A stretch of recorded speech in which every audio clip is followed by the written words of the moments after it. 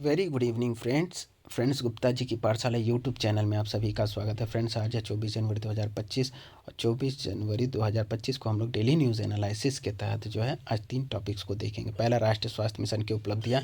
दूसरा, हम लोग देखेंगे दुबई में इनोवेटर और निवेशक शिखर सम्मेलन। और तीसरा, हम लोग देखेंगे किफ़ायती बायो एथेनॉल के लिए नीति की आवश्यकता है। चलिए, इस प्रकार के टॉपिक्स की हमें क्यों आवश्यकता है? क्योंकि आगामी एग्ज़ाम के लिए काफ़ी महत्वपूर्ण आंकड़े ये हमें उपलब्ध कराते हैं। साथ ही साथ ये मेंस एग्ज़ाम और इंटरव्यू के लिए काफ़ी महत्वपूर्ण हो जाते हैं। ठीक है, तो पहला राष्ट्रीय टॉपिक्स है राष्ट्रीय स्वास्थ्य मिशन की उपलब्धियाँ। देखिए, एक्चुअली राष्ट्रीय स्वास्थ्य मिशन या स्वास्थ्य जैसी जो टॉपिक्स होते हैं हमारे लिए क्यों आवश्यक है? क्योंकि हम लोग जानते हैं मानवों की मूलभूत आवश्यकताओं में स्वास्थ्य भी जो है एक महत्वपूर्ण स्तंभ है। ठीक है, और इससे हमेशा क्वेश्चन पूछे ही जाते हैं, तो इसीलिए हम लोग इसका एनालिसिस करेंगे। चलिए, हाल ही में 22 जनवरी 2025 को केंद्रीय मंत्रिमंडल को 2021 से 24 की अवधि यानी 3 वर्ष की अवधि के दौरान राष्ट्रीय स्वास्थ्य मिशन यानी नेशनल हेल्थ मिशन NHM के तहत महत्वपूर्ण उपलब्धियों से अवगत कराया गया। अब देखिए, इसमें मुख्य तत्व को क्या क्या शामिल किया गया कि स्वास्थ्य कार्यबल में क्या उपलब्धि रही है, कोविड-19 प्रतिक्रिया में क्या उपलब्धि रही है, स्वास्थ्य परिणामों के सुधार में क्या उपलब्धियाँ रही है, और रोग नियंत्रण में क्या उपलब्धि रही है, और बुनियादी ढांचे को मजबूत बनाने में क्या उपलब्धियाँ हासिल की गई है। तो इन सभी बिंदुओं का हम लोग बिंदुवार चर्चा करेंगे। चलिए, पहला है बिंदु कि स्वास्थ्य कार्यबल में वृद्धि हुई है। तो देखिए, NHM या नेशनल हेल्थ मिशन ने डॉक्टरों, नर्सों और सामुदायिक स्वास्थ्य अधिकारियों सहित 12 लाख से अधिक अतिरिक्त स्वास्थ्य कार्यकर्ताओं को शामिल किया है, जिससे स्वास्थ्य सेवा वितरण को मजबूत किया गया है। ठीक है, अब दूसरा बोल रहा है पॉइंट कि कोविड-19 प्रतिक्रिया। NHM या नेशनल हेल्थ मिशन के तहत देश भर में 220 करोड़ से अधिक कोविड-19 वैक्सीन खुराकें दी गई। ठीक है, अब हो रहा है स्वास्थ्य परिणामों में सुधार हुआ है। तो देखिए, मातृ मृत्यु दर MMR और शिशु मृत्यु दर IMR को 5 वर्ष से कम आयु के बच्चों की मृत्यु दर में उल्लेखनीय कमी देखी गई है, जो वैश्विक औसत से अधिक है। रोग नियंत्रण में क्या उपलब्धि रही है? तो रोग नियंत्रण में टीबी, मलेरिया और कालाजार को नियंत्रित करने में प्रगति हुई है, जिसमें घटनाओं और मृत्यु दर में गिरावट आई है। अब देखिए, बुनियादी ढांचा कितना मजबूत हुआ है। ठीक है, तो बुनियादी ढांचों को मजबूत बनाना, आयुष्मान आरोग्य मंदिर केंद्रों और 24x7 कार्यात्मक प्राथमिक स्वास्थ्य केंद्रों की संख्या में उल्लेखनीय वृद्धि हुई है, जिससे स्वास्थ्य सेवाओं तक पहुंच में सुधार हुआ है।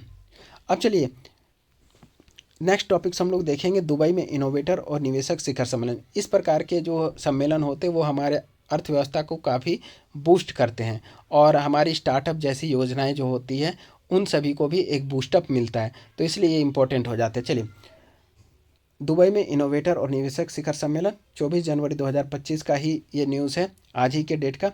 ठीक है, तो 23 जनवरी 2025 को भारतीय पीपल फोरम के बिजनेस और प्रोफेशनल काउंसिल ने दुबई में इनोवेटर और निवेशक शिखर सम्मेलन का आयोजन किया, जिसमें भारत की वैश्विक नवाचार और उद्यमिता के केंद्र के रूप में उभरती भूमिका को उजागर किया गया है। इसके प्रमुख तथ्य देखेंगे हम लोग। शिखर सम्मेलन का उद्देश्य, देखिए, सम्मेलन ने भारतीय प्रवासी उद्यमियों और निवेशकों के एक गतिशील नेटवर्क को एकत्रित किया, जो वैश्विक चुनौतियों के समाधान को प्रदर्शित करता है। अब देखिए, मुख्य भाषण इसमें क्या था? मुबादला के CFO हैं, है ना, मुबादला के CFO जिनका नाम श्रीधर S अयंगर है, उन्होंने उद्यमिता की यात्रा पर जोर दिया और इसे स्टार्टअप से स्केल अप के विषय के तहत परिभाषित किया है। चलिए, स्टार्टअप का प्रदर्शन देखिए, खास करके उन्होंने क्या किया, सम्मेलन में 3 स्टार्टअप्स को उजागर किया गया है। अब कौन कौन सा स्टार्टअप है? पहला है सेरो हीरो, एक जलवायु केंद्रित प्लेटफॉर्म जो कार्बन उत्सर्जन को ट्रैक और कम करने के उपकरण प्रदान करता है, पहला स्टार्टअप है। दूसरा स्टार्टअप है प्लस एक्स इलेक्ट्रिक, तो इलेक्ट्रिक वाहनों की रेंज चिंता को हल करने के लिए नवोन्मेषी पोर्टेबल पावर समाधान प्रदान करता है यह प्लस एक्स इलेक्ट्रिक। तीसरा है AUM वेंचर कैपिटल्स।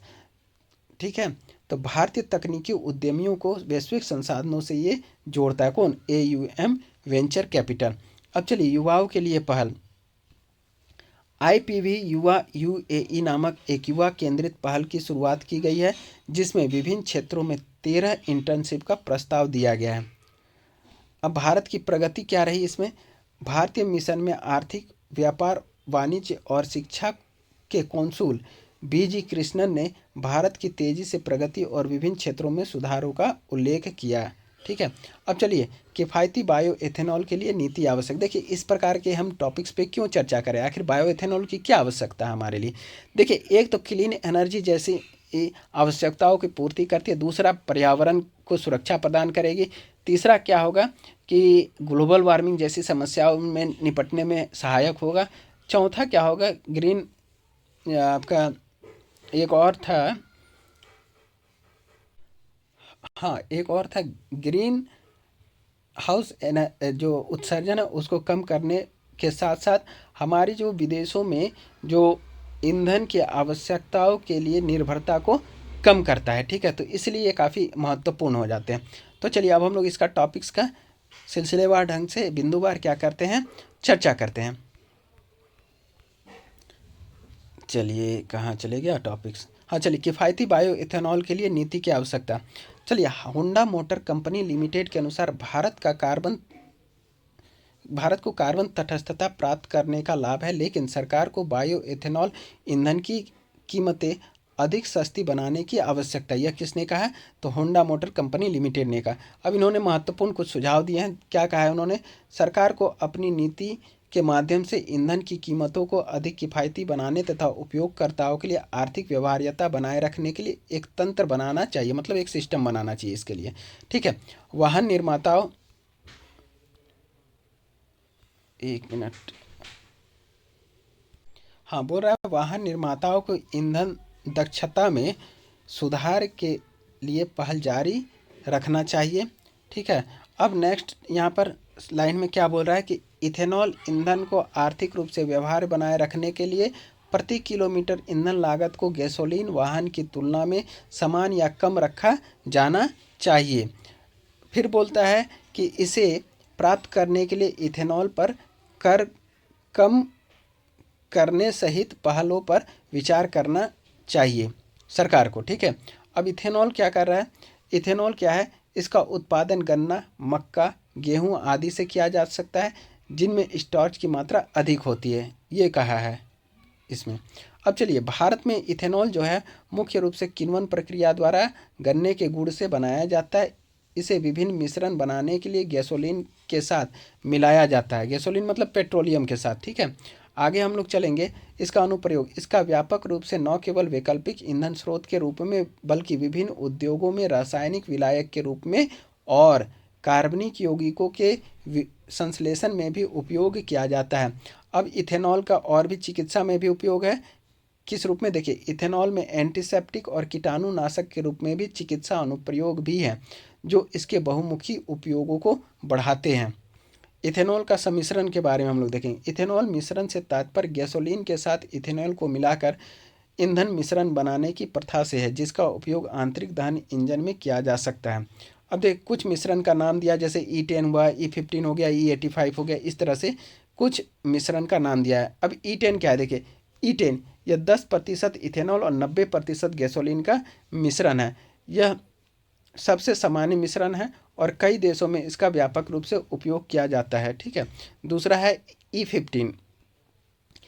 E15 इस मिश्रण में 15% इथेनॉल और 85% गैसोलीन है। भारत इसको भी अचीव कर चुका है। अब अगला टारगेट भारत का E20 का है। ठीक है, अब देखिए E85। E85 क्या है? यह एक उच्च इथेनॉल मिश्रण है जिसमें 85% इथेनॉल और 15% गैसोलीन होता है। इसका उपयोग उच्च इथेनॉल सामग्री पर चलने के लिए डिज़ाइन किए गए फ्लेक्स फ्यूल वाहनों में किया जाता है। चलिए अब इसकी आवश्यकता क्यों है? क्योंकि देखिए मार्च 2024 तक सड़क परिवहन क्षेत्र में प्रयोग होने वाले ईंधन का लगभग 98% जीवाश्म ईंधन से आता है, जबकि केवल 2% की पूर्ति इथेनॉल जैसे जैव ईंधन से होती है। अब देखिए जीवाश्म ईंधनों पर यह निर्भरता ऊर्जा सुरक्षा, विदेशी मुद्रा बहिर्वाह और पर्यावरणीय प्रभाव से संबंधित चुनौतियां प्रस्तुत करती है। ठीक है, इथेनॉल मिश्रण के साथ भारत के पास पर्यावरणीय चिंताओं को संबोधित करते हुए आयातित तेल पर अपनी निर्भरता को कम करने का एक आशाजनक अवसर है इथेनॉल का अधिक से अधिक उपयोग करना। अब इसके लिए भारत का इथेनॉल सम्मिश्रण कार्यक्रम, इसके बारे में हम लोग अब चर्चा करते हैं। भारत का इथेनॉल सम्मिश्रण कार्यक्रम क्या है? इथेनॉल मिश्रित पेट्रोल यानी ईबीपी कार्यक्रम यह 2003 में प्रारंभ किया गया था। ठीक है, इस कार्यक्रम का उद्देश्य था किसका? भारत में इथेनॉल सम्मिश्रण कार्यक्रम का उद्देश्य क्या था कि वैकल्पिक और पर्यावरण अनुकूल ईंधन के उपयोग को बढ़ावा देना और ऊर्जा आवश्यकताओं के लिए आयात पर निर्भरता को कम करना था।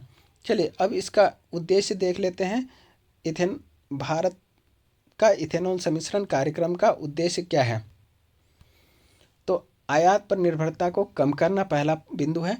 भारत का लक्ष्य आयातित कच्चे तेल पर अपनी निर्भरता कम करना, जिससे ऊर्जा सुरक्षा में सुधार हो। दूसरा इनका उद्देश्य था पर्यावरणीय लाभ।